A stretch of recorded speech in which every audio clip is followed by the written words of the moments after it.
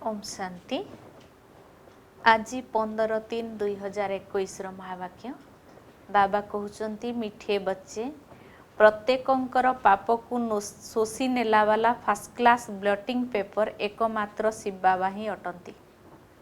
तांकु मने पकाओ जहा द्वारा पाप समाप्त होइजिवो। प्रश्न, आत्मा उपरे लागिथिबा सबुठारु बड़ कड़ा दाग कौन? ताकू लिभाइबा पई केउ परिश्रम करबाकू हेबो? उत्तर, आत्मा उपरे देह अभिमान रो सबुठारु कड़ा दाग लागिछि, जहा फଳରେ बारंबार कोनोसी ना कोनोसी देहधारी रो नाम रूपरे फसी जाउछि एवं बाबा को मने न पकाई देहधारी मानकू मने पकई चलछि। सेति पई जणे अन्य जनकर हृदय को दुख दउछि। तेणु एही दाग को लिभाइबा पई देही अभिमानी हेबार मेहनत कर। ओम शांति। सबु सेंटर रो मीठा मीठा पिला माने बाबांको ठारू मुरली शुणुचंती। एबे निजको देखि नेबा जे केते पुण्य जमा अछि आउ आम भितरे केते पाप जमा अछि। सारा दुनिया सहित साधु संत माने मध्य डाकुचंती, हे पतित पावन, कारण पतितरु पावन एकमात्र बाबा ही करंती। बाकी एबे तो समस्तंको भितरे पाप रहिछि। एक कथा तो तुमे माने जानिच जे आत्मा रे पाप अछि एवं आत्मा रे ही पुण्य मध्य रहिछि। आत्मा ही पावन, आत्मा ही पतित होउछि। एठारे सबु आत्मा माने पतित, कारण आत्मा रे पापर दाग लागिछि। तेणु कुहा जाउछि पापात्मा। तेबे पाप समाप्त हेबो किपरि? जदि कोनोसी जिनिस उपरे काली बा तेल ढाली होई जाए तेबे ता उपरे ब्लटिंग पेपर रखी दै थांती, जे कि से सब को शोषी नै जाए। सेही परि वर्तमान तो सबु मनुष्य केवल जन को ही स्मरण करुचंती, कारण सीए ही ब्लटिंग पेपर अटंती, पतित पावन अटंती। सेही जनक व्यतीत अन्य केही ब्लटिंग पेपर होई परिबे नाही। सेमाने तो जन्म जन्म गंगा स्नान आदि करी बहुत पतित होई जाइछंती। पतित मानकू पावन एकमात्र बाबा ही करंती एवं तांकू मध्य ब्लटिंग पेपर बोली कुहाजिबो। रूपरे तो छोटरू छोट बिंदु सदृश, किंतु सी समस्तंकर पाप नष्ट करि थांती। केउ उपाय रे करंती?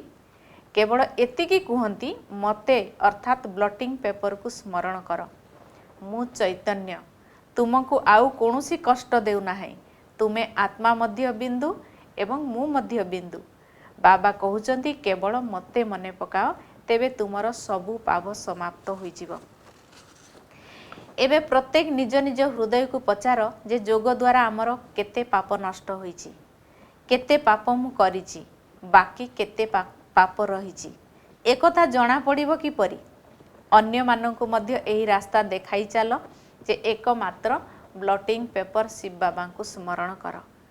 समस्त को एही राय देवा बहुत भल कथा ना, किंतु आश्चर्यर कथा हला जहां राय दियंती से माने बाबा को स्मरण करने को लगी पड़ती, किंतु जो माने राय देउछंती से माने निजे स्मरण करुनाहांती।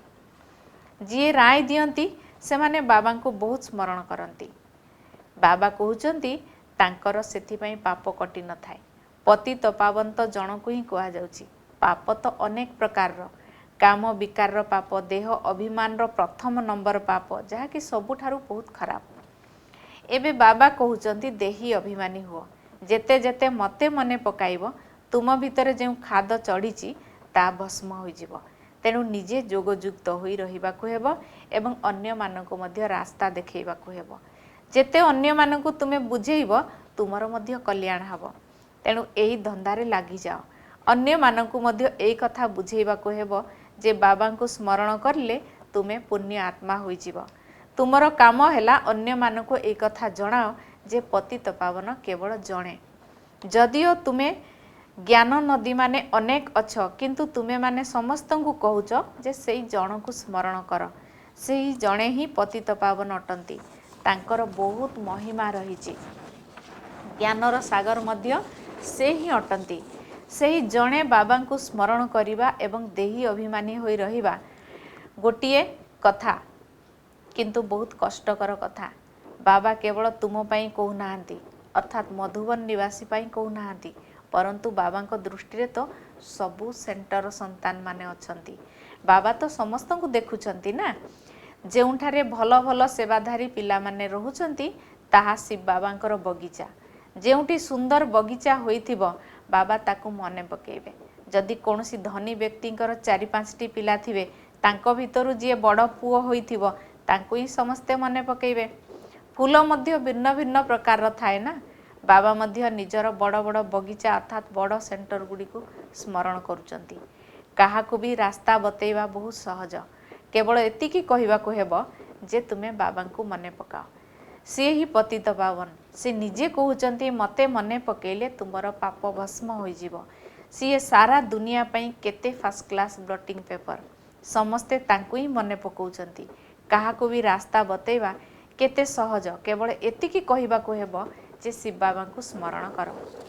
ବାବା ହିଁ ଏହି ଉପାୟ ବତାଇଛନ୍ତି।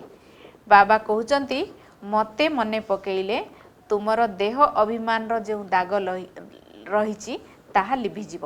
ଦେହୀ ଅଭିମାନୀ ହେବାରେ ହିଁ ମେହନତ ରହିଛି। ବାବାଙ୍କୁ କେହି ସତ୍ୟ କଥା ଶୁଣାଉନାହାନ୍ତି।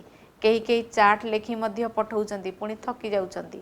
ଏହା ବହୁତ ଉଚ୍ଚ ଲକ୍ଷ୍ୟ, କିନ୍ତୁ ମାୟା ନିଶାକୁ ଏକଦମ ସମାପ୍ତ କରିଦେଉଛି। ସେଥିପାଇଁ ଚାର୍ଟ ଲେଖିବା ଛାଡ଼ି ଦେଉଛନ୍ତି। ଅଧା କଳ୍ପର ଦେହ ଅଭିମାନ ରହିଛି ଯାହାକୁ ଛାଡ଼ି ପାରୁନାହାନ୍ତି। ବାବା କହୁଛନ୍ତି କେବଳ ଏଇ ଧନ୍ଦା କରିଚାଲ। ବାବାଙ୍କୁ ମନେ ପକାଅ ଏବଂ ଅନ୍ୟମାନଙ୍କୁ ମଧ୍ୟ ମନେ ପକାଇ ଦିଅ। ବାସ୍ ଏହା ହେଉଛି ସବୁଠାରୁ ଶ୍ରେଷ୍ଠ କର୍ମ। ଯିଏ ନିଜେ ବାବାଙ୍କୁ ସ୍ମରଣ କରୁନାହାନ୍ତି, ଏଇ ଧନ୍ଦା କରୁନାହାନ୍ତି, ବାବାଙ୍କର ସ୍ମୃତି ଏହା ହିଁ ଯୋଗ ଅଗ୍ନି ଅଟେ, ଯାହାଦ୍ୱାରା ପାପ ଭସ୍ମ ହେବ। ସେଥିପାଇଁ ବାବା ପଚାରିଥାନ୍ତି ତୁମର ପାପ କେତେ ଭସ୍ମ ହୋଇଛି? ଯେତେ ବାବାଙ୍କୁ ସ୍ମରଣ କରିବ ସେତେ ଖୁସିର ପାରଦ ଚଢ଼ିବ। ସମସ୍ତଙ୍କ ହୃଦୟକୁ ଜାଣିପାରିବ। ଅନ୍ୟମାନଙ୍କ ସ୍ଥିତିକୁ ମଧ୍ୟ ତାଙ୍କ ସେବା ଆଧାରରେ ଜାଣିପାରିବ। ସେମାନେ ଅନ୍ୟମାନଙ୍କୁ ମଧ୍ୟ ରାସ୍ତା ବତାଉଛନ୍ତି। ବାବାଙ୍କୁ ମନେ ପକାଅ, ସେ ହିଁ ପତିତ ପାବନ ଅଟନ୍ତି। ଏଇ ଦୁନିଆ ହେଉଛି ପତିତ ତମ ପ୍ରଧାନ। ଏଠାରେ ସମସ୍ତ ଆତ୍ମା ଏବଂ ଶରୀର ମଧ୍ୟ ତମ ପ୍ରଧାନ। ଏବେ ସମସ୍ତଙ୍କୁ ଘରକୁ ଫେରିଯିବାକୁ ହେବ। ସେଠାରେ ସମସ୍ତ ଆତ୍ମାମାନେ ପବିତ୍ର ଥାଆନ୍ତି। ତେଣୁ ସବୁ ଆତ୍ମା ପବିତ୍ର ହେଲେ ଯାଇ ଘରକୁ ଯିବେ। ଅନ୍ୟମାନଙ୍କୁ ଏଇ ରାସ୍ତା ଦେଖାଇବା ଦରକାର। ବାବା ଉପାୟ ତ ବହୁତ ସହଜ ବତାଉଛନ୍ତି। କେବଳ ବାବାଙ୍କୁ ମନେ ପକାଅ। ଏହି ବ୍ଲଟିଂ ପେପର ରଖ, ତେବେ ସବୁ ପାପ ଶୋଷି ହୋଇଯିବ। ତୁମର ବିକର୍ମ ବିନାଶ ହୋଇଯିବ। ମୂଳ କଥା ହେଲା ପବିତ୍ର ହେବା। ମନୁଷ୍ୟ ପତିତ ହୋଇଯାଇଛନ୍ତି, ତେଣୁ ଡାକୁଛନ୍ତି ହେ ପତିତ ପାବନ ଆସ। ଏଠାକୁ ଆସି ସମସ୍ତଙ୍କୁ ପବିତ୍ର କରି ସାଥିରେ ଘରକୁ ନେଇଯାଅ। ଏକଥା ମଧ୍ୟ ଲେଖା ହୋଇଛି ଯେ ଭଗବାନ ସମସ୍ତ ଆତ୍ମାମାନଙ୍କୁ ପବିତ୍ର କରି ସାଥିରେ ନେଇଯାଆନ୍ତି। ପୁଣି କେହି ପତିତ ଆତ୍ମା ଏଠାରେ ରହନ୍ତି ନାହିଁ। ଏକଥା ମଧ୍ୟ ବୁଝାଉଛନ୍ତି ଯେ ପ୍ରଥମେ ତୁମମାନଙ୍କୁ ସ୍ୱର୍ଗକୁ ଆସିବାକୁ ହେବ। ବାବା ଯେଉଁ ଔଷଧ ଦେଉଛନ୍ତି ଏହା ସମସ୍ତଙ୍କ ପାଇଁ ଉଦ୍ଦିଷ୍ଟ। ଯିଏ ବି ତୁମମାନଙ୍କ ସହିତ ମିଶୁଛନ୍ତି ସମସ୍ତଙ୍କୁ ଏହି ଔଷଧ ଦେବା ଉଚିତ। ତୁମେମାନେ ପିତାଙ୍କ ପାଖକୁ ଯିବାକୁ ଚାହୁଁଛ, କିନ୍ତୁ ତୁମର ଆତ୍ମା ପତିତ ଅଛି, ସେଥିପାଇଁ ଯାଇପାରିବ ନାହିଁ। ପ୍ରଥମେ ପବିତ୍ର ହେବାକୁ ପଡ଼ିବ, ତେବେ ଯାଇ ବାବାଙ୍କ ପାଖକୁ ଯାଇପାରିବ। ବାବା କହୁଛନ୍ତି ହେ ଆତ୍ମାମାନେ ମୋତେ ମନେ ପକାଅ, ତେବେ ମୁଁ ତୁମମାନଙ୍କୁ ସାଥିରେ ନେଇଯିବି। ସେଠାରୁ ତୁମକୁ ସୁଖର ଦୁନିଆକୁ ପଠାଇଦେବି। ପୁଣି ଯେତେବେଳେ ଦୁନିଆ ପୁରୁଣା ହୋଇଯାଏ ସେତେବେଳେ ତୁମେ ପୁଣି ଦୁଃଖୀ ହୋଇଯାଅ। ମୁଁ କାହାକୁ ଦୁଃଖ ଦିଏ ନାହିଁ। ନିଜେ ନିଜକୁ ଦେଖ। ମୁଁ ବାବାଙ୍କୁ ମନେ ପକାଉଛି। ଯେତେ ବାବାଙ୍କୁ ମନେ ପକାଇବ ସେତେ ଖୁସିର ପାରଦ ଚଢ଼ିବ। ଏହା କେତେ ସହଜ ଔଷଧ। ଅନ୍ୟ କୌଣସି ସାଧୁସନ୍ଥ ଆଦି ଏହି ଔଷଧକୁ ଜାଣିନାହାନ୍ତି କିମ୍ବା ଏକଥା କେଉଁଠାରେ ବି ଲେଖାଯାଇନାହିଁ। ଏହା ବିଲକୁଲ ନୂଆ କଥା। ପାପର ଖାତା କୌଣସି ଶରୀରରେ ଲାଗିନଥାଏ। ଆତ୍ମା ବହୁତ ସୂକ୍ଷ୍ମ ବିନ୍ଦୁ, କିନ୍ତୁ ସେଥିରେ 84 ଜନ୍ମର ପାଠ ଭରି ହୋଇ ରହିଛି। ଆତ୍ମା ପତିତ ହେଲେ ଜୀବ ଅର୍ଥାତ୍ ଶରୀର ଉପରେ ମଧ୍ୟ ତାର ପ୍ରଭାବ ପଡ଼ିଥାଏ। ଆତ୍ମା ପବିତ୍ର ହୋଇଗଲେ ପୁଣି ଶରୀର ମଧ୍ୟ ପବିତ୍ର ମିଳିଥାଏ। ଦୁଃଖୀ ଅଥବା ସୁଖୀ ଆତ୍ମା ହିଁ ହୋଇଥାଏ। ଶରୀରକୁ ଚୋଟ ଲାଗିଲେ ଆତ୍ମାକୁ ଦୁଃଖ ଅନୁଭବ ହୁଏ। ଏଭଳି ମଧ୍ୟ କୁହାଯାଏ ଇଏ ଦୁଃଖୀ ଆତ୍ମା, ଇଏ ସୁଖୀ ଆତ୍ମା। ଏତେ ଛୋଟ ଆତ୍ମା କେତେ ପାଠ କରୁଛି। ଏହା କେତେ ଆଶ୍ଚର୍ଯ୍ୟର କଥା ନା। ବାବା ହେଲେ ସୁଖଦାତା, ସେଥିପାଇଁ ତାଙ୍କୁ ସମସ୍ତେ ମନେ ପକାଉଛନ୍ତି। ସୁଖଦାତା ତ ରାବଣ ଅଟେ, ସବୁଠାରୁ ଦୁଃଖଦାତା ତ ରାବଣ ଅଟେ, ସୁଖଦାତା ନୁହେଁ। सबुठारु प्रथमे आसे देह अभिमान। एबे बाबा बुझौचंती तुमको आत्म अभिमानी हेबाकू पड़िबो। एथिरे बहुत मेहनत करिया को हेबो। बाबा जानिचंती सच्चा हृदय रे जेउ भली बाबा को स्मरण करिवा दरकार सेई बड़ी बड़ मुश्किल रे केही केही स्मरण करुथिबे। एठारे अर्थात मधुबन रे रही मध्य बहुत अछंती जो माने बाबा को भूली जाउचंती। जदि देही अभिमानी होई जाते तेबे कोनोसी पाप कर्म करते नाही। बाबांकर आज्ञा हला खराब कथा सुनो नाही, खराब कथा देख नाही। एई कथा सबु मांकड़ पाई नुहे, या तो मनुष्य मानक पाई। मनुष्य वर्तमान मांकड़ सदृश हो जाइछि, तेणु मांकड़र चित्र तैयारी करछंती। बहुत अछंती जो माने सारा दिन पर चिंतन रे व्यस्त रहउछंती, तेणु बाबा को शिक्षा देबाकू पड़ुछि। सबु सेंटर रे केही ना केही एभली रहिचंती जो माने अन्य मानकू दुख देई चलचंती। केही केही भल पिला मध्य अछंती जे कि बाबांकर स्मृति रे रहउचंती। वास्तव रे मन वचन कर्म रे काहाकू दुख देबा उचित नुहे। जदि वचन रे मध्य काहाकू दुख देव तेबे दुखी होई मरिबो। बाबा कहउचंती पिला माने तुमे समस्तंकू सुख दियो, समस्तंकू कुह देही अभिमानी हुओ एवं बाबा को मने पकाओ। एठारे कोनोसी टंका पैसा लेन देणर कथा नाही, केवल प्रिय बाबा को मने पकाओ, तेबे तुमर विकर्म भस्म होई जिवो एवं तुमे विश्वर मालिक होई जिवो। भगवान वाच मनमना भव। एकमात्र बाबा एवं तांकर संपत्ति को मने पकाओ। निज भितरे आउ कोनोसी कथावार्ता हुओ नाही, केवल बाबा को स्मरण कर, अन्यर कल्याण कर। तुमर अवस्था एभली मिठा हवा दरकार जहा कि केई भी आसी देखिले कहिबे जे बाबांकर पिला माने ब्लटिंग पेपर अटंती। एबे सेपरी अवस्था आसी नाही। बाबा को केही जदि पचारिबे तेबे बाबा कहिबे ब्लटिंग पेपर कौन, एबे खाली कागज मध्य होई नाहंती। बाबा सबु सेंटर रो पिला मानकू बुझौचंती। बॉम्बे, कलिकता, दिल्ली सबु जगार पिला माने तो अछंती ना। रिपोर्ट मध्य आसी बाबा अमुक बहुत हैरान करुची, तेबे निजको पुण्यात्मा करिवा परिवर्ते आहुरी पापात्मा कर देउचंती।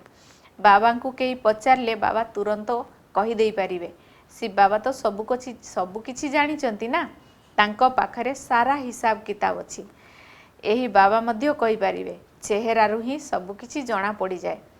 ये बाबांकर स्मृति रे मस्त अछंती। यांकर चेहरा खुशीबासिया देवता मानक भली। आत्मा खुशी थिले शरीर मध्य खुशीबासिया देखा जीवो। शरीर को सुख मिलिले, शरीर को दुख मिलिले आत्मा को दुखर अनुभव होई थाए। तेबे गोटिए कथा समस्त को सुनै चल। शिव बाबा कहउचंती मोते मने पकाओ, तेबे तुमर विकर्म विनाश हेबो। सेमाने लेखि देइचंती कृष्ण भगवान वाच। तेबे कृष्ण को तो समस्ते बहुत मने पकाउचंती, किंतु पाप तो कटु नाही, बरं आहुरी पतित होई जाइचंती। एक कथा काहाकू जणा नाही जे स्मरण काहाकू करिवा दरकार।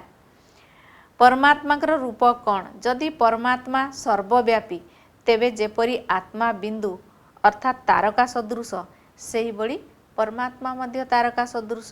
काईकि ना आत्मा ही परमात्मा कहि देउचंती ना, तेणु सेही हिसाब रे परमात्मा मध्य बिंदु रूप हेले।